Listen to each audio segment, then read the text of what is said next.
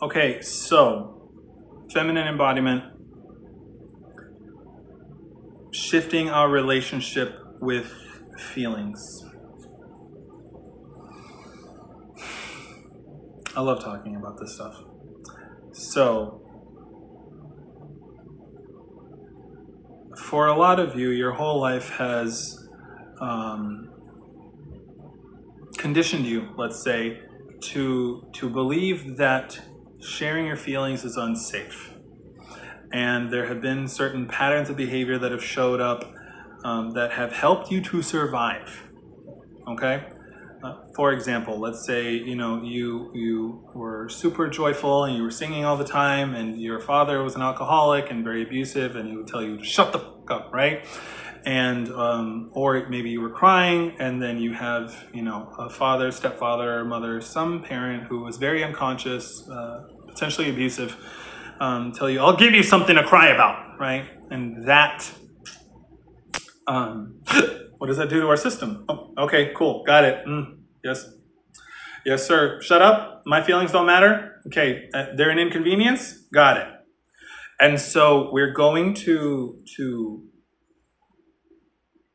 operate in the world with that in our internal operating system, right? So I'm recording this on a phone, and the phone has specific settings to it. Excuse me.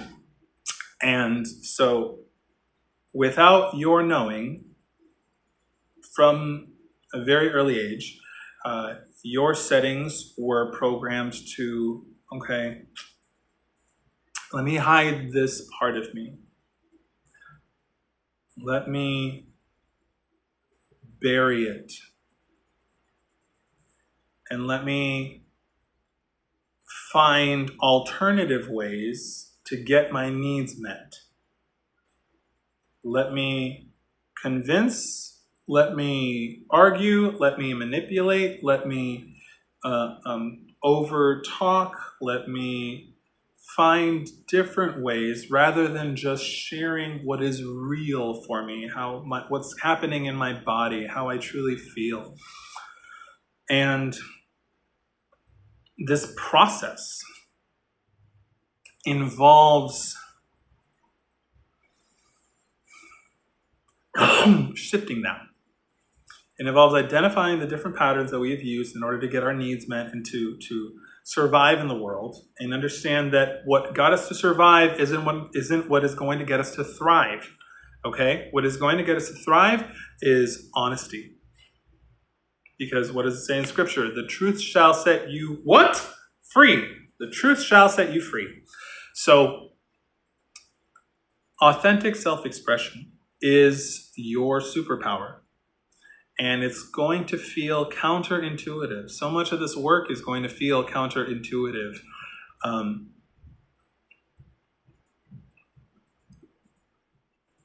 Following a man's leadership, it's going to feel counterintuitive. Being raw, being vulnerable, that's going to feel counterintuitive because it's going to go against your programming, your mental programming, right? Also, your physiological programming. Your body is not going to feel safe because of the conclusion that you've drawn from childhood, from your early developmental years. So what we need to do, if embodiment is the goal, if learning how to access your feminine energy, allow it to course through you and operate from something that feels very natural, okay? It is going to require trust.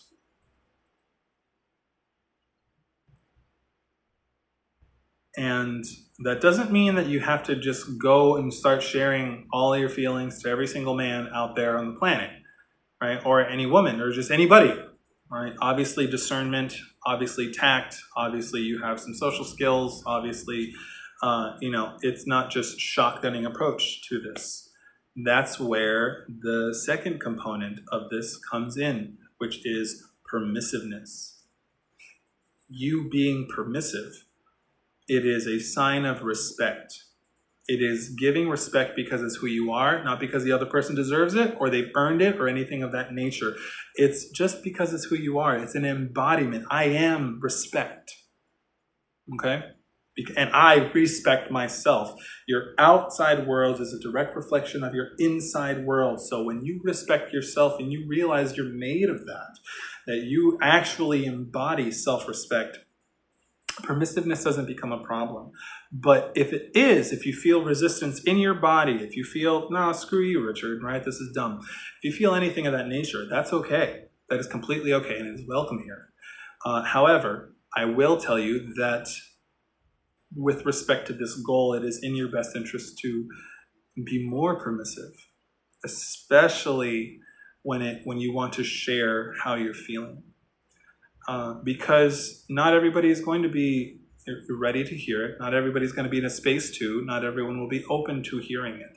And so often what we would do when we were feeling tension or we were feeling attacked or threatened in any kind of way is we would just share the feeling immediately. You know, like my woman, she would, I'm feeling this, I'm feeling really sad right now, right? Like, or I'm feeling really this, I'm feeling really, she would do it as a kind of way to control me, as a way to just stop me from raising my voice or doing anything of that nature.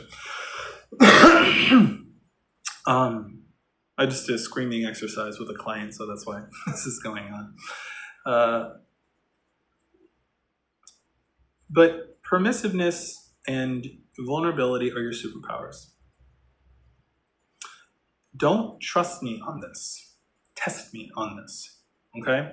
Start with your closest, the safest person in your life. The safest person in your life. That's probably going to be me if you're watching this video. But also then the next safest person in your life, right? So you have your best friend, you have a best guy friend, you have a brother, father, someone. And it definitely helps to practice this with men, because that's where your edge is. All right, your edge is this, all right, because it's ego death. Your ego is like, I don't need to ask permission from no man, right? Screw that. And of course you don't.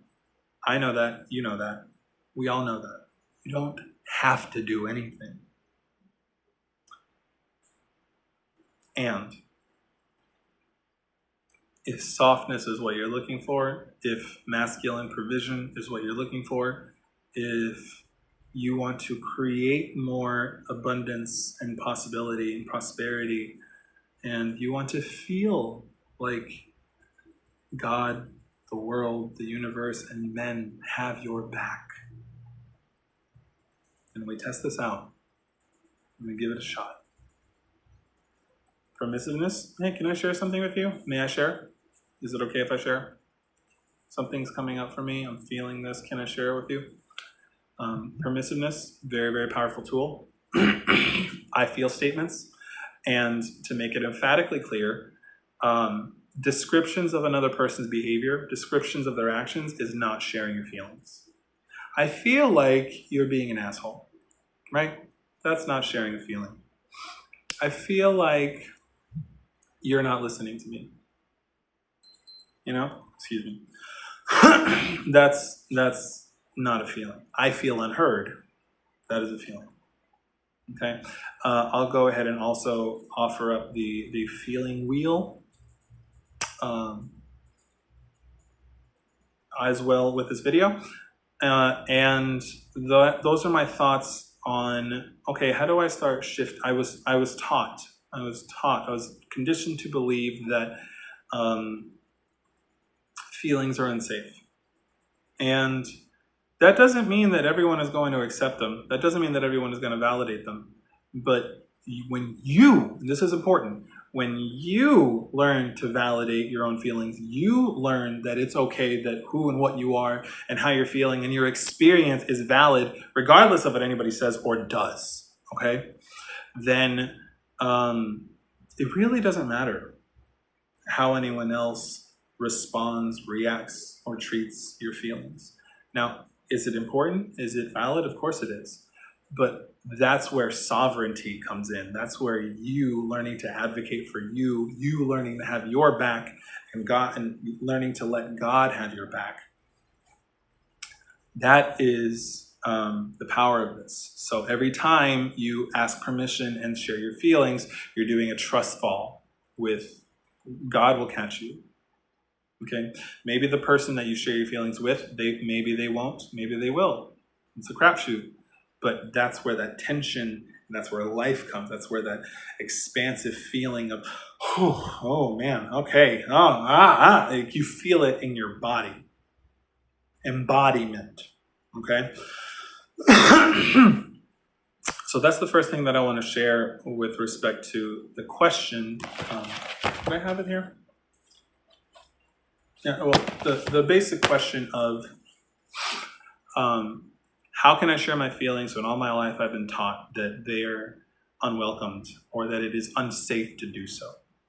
And final thought that I want to offer on this too is with our experiences from our past, let's say, we have cultivated beliefs, and those beliefs have informed how we see the world, and they've informed how we show up in the world. Until we can let go of our past, and that means learning to forgive I'll give you something to cry about, right? When we do that, that is something that will help us set us free and allow us to be in the present moment and to be fully feminine. All right, I'll see you on the next one.